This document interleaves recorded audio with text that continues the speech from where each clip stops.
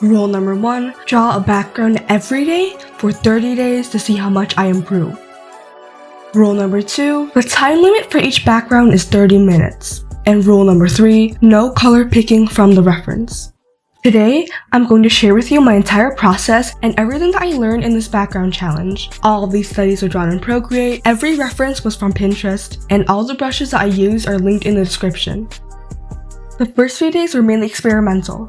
I never painted an entire background in such a short time period before this, and the time limit really intimidated me. I ended up rushing a lot on the first day, getting caught up in every little detail. I wasn't really proud of the end result, but I already learned a really important lesson, which was to focus on the bigger picture instead of all the small little details. On the second day, I decided to use Procreate's tools to my advantage. Using the selection tool, I was able to create the basic shapes from the reference and render from there. The final result still felt unrefined, but my process was slowly changing. I had focused more on the overall setup of the piece than the smaller details, which implemented what I learned from the first day. On the third day, I was able to develop a shortcut for painting buildings. I used the selection tool to set the base colors, used a rake brush to add some texture, and then I added details using different layer modes such as multiply, add, and overlay. Shortcuts like this helped a lot with the time limit since they gave the illusion of detail but were really easy to do.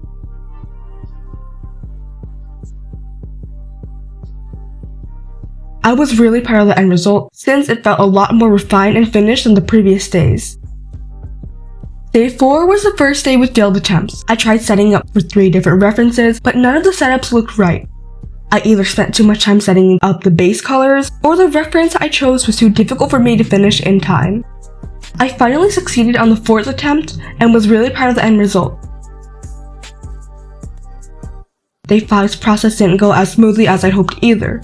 My first attempt was a failed one, and when I committed to the final reference, I got caught up in all the little details once again. The end result looked messy and unrefined, but I did learn a lot during the process. I wanted to improve more and more, and so I added another rule to this challenge, which was to ask for feedback and constructive criticism from 30 different artists. I started out by contacting around 15 artists, and they were really helpful towards this journey. They provided me with a lot of useful feedback, as well as ways I could make my studies easier. I think it's really important as artists to get feedback on your work because other people can see what we overlook and help us on our art journey. Day 6 is also one of my favorites as it showcased a lot of what I learned in the first few days. Using the shortcuts that I developed, I was able to successfully paint this scene and be proud of the end result. I was really happy with my improvement so far. Comparing day 1 to day 6, I made a lot of progress with my shapes, values, hard and soft edges, and I began to fall in love with art again. But then day 7 hit and I got a huge reality check. I knew that I was improving, but I was slowly losing motivation. Looking at the feedback on my studies, I realized how much I needed to work on in my backgrounds, and this just really intimidated me. I was afraid I wasn't improving enough, and I wouldn't improve as much as I wanted to by the end of this challenge. I actually painted day 7's background while crying. And it was the first time I'd broken the time limit. I took 40 minutes instead of 30. But this study is still one of my favorites. Due to its simplicity, I didn't get caught up in all the little details, and it ended up looking really nice and cohesive overall. As I continued to do the next few studies, my skills slowly began to improve. I created more shortcuts, such as duplicating repetitive elements to save time, or adding more saturation to increase the focal point. Though I didn't abide by the time limit for every single study, I made it my goal to complete the challenge fully and commit to my own improvement.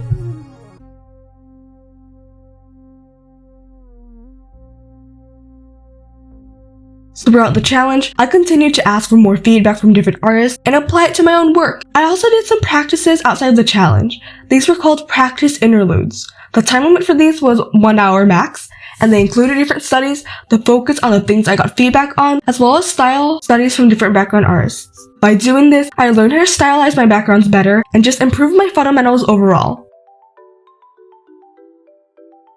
I experimented with different types of backgrounds, brushes, and color schemes, pushing myself out of my comfort zone each time. Throughout the studies, my process changed. I began mainly using hard brushes and texture brushes, and if there was time left, I'd finish a drawing with a soft brush and color adjustments.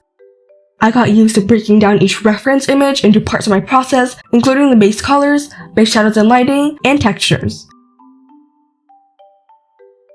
Day 14 was a special one because I did the challenge with a friend. We both drew from the same reference, but he didn't have a time limit like I did. I included his username on the screen, so be sure to check his art out because he did an amazing job. It's day 15, and we're officially halfway through the challenge. As you could probably see, I was kind of in a cat phase for the past few days, so I decided to try something new. As I continued the studies, I began to develop my own methods and stylization.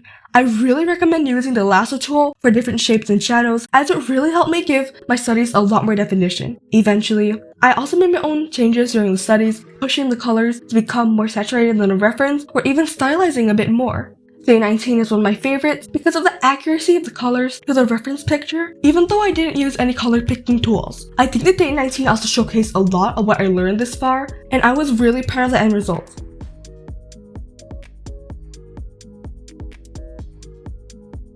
It's day 20 of this challenge, which means we are 2/3 of the way done. I decided to record my actual process for this one to show you guys how I completed this study and also show the shortcuts I used. I was really surprised that I made it this far. I actually came close to quitting and giving up a few times, but I'm really happy that I stayed committed. This challenge taught me a lot of new things. Sometimes I didn't succeed with a reference the first time, but I learned to not overthink it and switch to a different reference or just take a break. My mindset towards art changed a lot during this challenge. Before, art was just something that I did to let my stress out and relax, but after this challenge, it became a lot more fun seeing how much I can improve and challenge myself and be a better artist.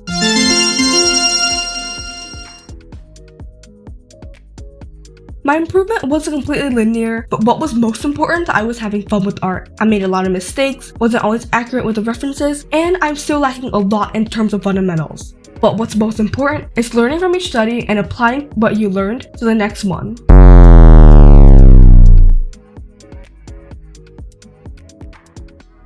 I did day 23 with a friend. We both drew from the same reference, but again, she did hers without the time limit. I actually ended up finishing this earlier than I expected, taking 27 minutes of 30. I've also included her username on the screen, so be sure to check her art out because hers was absolutely phenomenal. When I started this background challenge, I expected myself to become a complete god at them by the end, but I learned that it's important to make sure that you have set realistic expectations for yourself and make sure to not push yourself too hard because burnout leads to demotivation. I took constant breaks throughout this challenge, even took a 2-week break between days 20 and 21 because of my final exams and burnout. I also posted all of these studies on my other Instagram account, by the way, if you're interested, and I included all my thoughts on each piece down in the pinned comment in every single post. On day 26, I decided to record my process once again. You can see here that I kinda watched some Darman while drawing. I wanted to try drawing references out of my comfort zone on these last few days, so I decided to tackle an aquatic type background with a lot of different wildlife. I think that this study has a lot of room for improvement because I made the mistake of getting lost in the details once again. Though I've definitely seen improvement in that area during this challenge, I still fall back in the pattern of over-rendering sometimes. And for those who are looking for art motivation or motivation for anything at all, Dar has something to say about it. Look, I know it's easy to get mad about something, but being mad doesn't change the situation. Your life doesn't get better by complaining. Your life gets better by changing. Just like he said, as long as you keep practicing and staying consistent, improvement will come. I made sure to have fun with this study, reflect on the things I could work on, and work on them in the future. For the last few days, I branched out even more, doing studies of environments I'd usually be afraid of doing. Of course, the end results weren't perfect. The stylization could have been done a lot better, and my use of texture made most of the studies feel overwhelming. As someone who's used to over-rendering everything, it was difficult to simplify and break out of this pattern. But in my opinion, the most enjoyable part of the challenge was the process. I'm not an artist with strong fundamentals, and often had no idea how to approach each reference each time I started. But that was the fun part. I enjoyed figuring out how I set the study up, trying out different brushes, textures, and shapes, and developing my own style or method of drawing things. Between days 28 and 29, I took another break because I had to go study. They ask you how you are, you just have to say that you're fine when you're not really fine, but you just can't get into it because they would never understand. Honestly, I'm not really sure what happened with day 29's perspective because comparing it to the reference, my version is a lot different.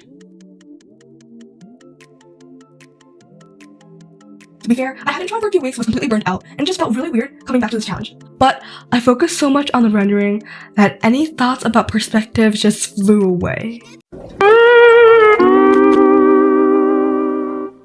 But never mind that, because there's only one more day of this challenge, day 30.